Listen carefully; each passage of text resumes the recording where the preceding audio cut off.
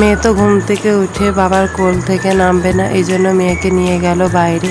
বাইরে বসে দেখাচ্ছে বাইরের পরিবেশগুলো। দেখুন কি সুন্দর বাইরের পরিবেশটা। শুভ সকাল বন্ধুরা, কেমন আছো? আশা করি ভালো আছো। আমিও খুব ভালো আছি। এদিকে আমিও ঘুম থেকে উঠে পড়েছি। এদিকে মেয়ের বাবা কিন্তু খুব কাজে, দেখো কত সুন্দরভাবে গরু বের করে বেঁধে দিচ্ছে ওর বাইরে। আমি ওইদিকে মুখ চোখ ধুয়ে বসে পড়লাম সবজি কাটতে।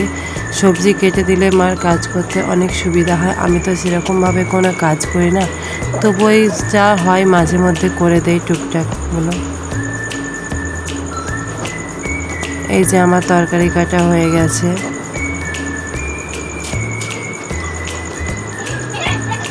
মেয়ে বান্ধবীর সাথে খেলছে কি সুন্দর, আর মেয়ের বাবা বসে ওদের খেলা করায় দেখছে। আমি ওইদিকে ঘর মুছে নিচ্ছি। ঘর মুছে স্নান করে নেব, তারপর টিফিন করে নেব। এই যে আমার স্নান সেরে রেডি। মেয়েকে নিয়ে গেছিলো ওর বাবা বেড়াতে, এখন আসছে। ওই যে মেয়েকে নিয়ে চলে এসছে, আমাকে দিয়ে আবার চলে গেল। বিকেলে রথের মেলা দেখতে যাও বলে রেডি হয়েছি।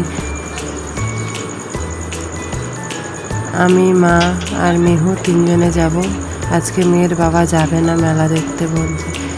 কালকে জন্মদিন ছিল, কালকে আমাকে ঘুরিয়ে নিয়ে এসছে, সেই জন্য আজ আর গেল না। এদিকে মা আমি নিয়ে চললাম। এই যে চলে এসেছি রথের মেলায়।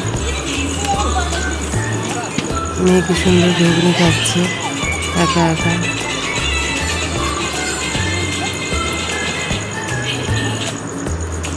মেলা দেখা হয়ে গেছে। আসার সময় আমি একটা আইসক্রিম কিনে নিয়েছিলাম, সেটা এখন খেতে খেতে আসছি।